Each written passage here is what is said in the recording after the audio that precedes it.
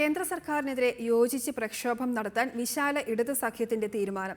ഈ വർഷം അവസാനം ദേശീയ കൺവെൻഷൻ വിളിച്ചു ചേർക്കാനും ഇടതു പാർട്ടികൾ തീരുമാനിച്ചു. അതേസമയം കേരളത്തിൽ നിന്നുള്ള RSP നേതാക്കൾ വിശാല ഇടത് സഖ്യത്തിന്റെ ആദ്യ യോഗത്തിൽ നിന്ന് വിട്ടുനിന്നു.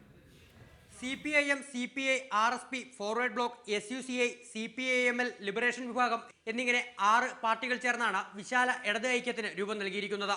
ദേശീയ തലത്തിൽ ഒന്നിച്ചു നിന്ന് പ്രവർത്തിക്കുന്നതിന്റെ ഭാഗമായി കേന്ദ്ര സർക്കാരിനെതിരെ പ്രക്ഷോഭ പരിപാടികൾ ആരംഭിക്കാനാണ് ഇടതു പാർട്ടികളുടെ തീരുമാനം. ആദ്യഘട്ടമെന്ന നിലയിൽ ഡിസംബർ 8 മുതൽ 14 വരെ കേന്ദ്ര സർക്കാരിനെതിരെ പ്രക്ഷോഭ പരിപാടികൾ സംഘടിപ്പിക്കും.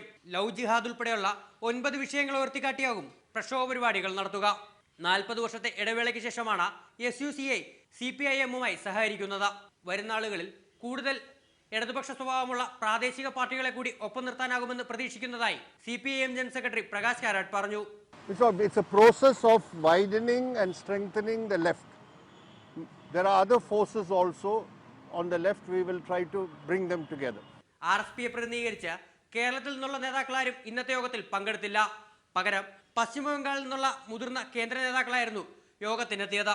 വ്യക്തിപരമായ അസൗകര്യം കൊണ്ടാണ് കേരളത്തിൽ നിന്നുള്ള നേതാക്കൾ വിട്ടുനിന്നതെന്നും വരും ദിവസങ്ങളിൽ TJ ചന്ദ്രചൂഡൻ ഉൾപ്പെടെയുള്ളവർ വിശാല ഇടതൈക്യവുമായി സഹകരിക്കുമെന്നും RSP നേതാക്കൾ വിശദീകരിച്ചു.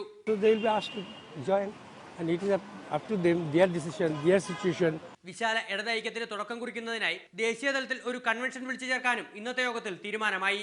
റിപ്പോർട്ടർ, ദില്ലി.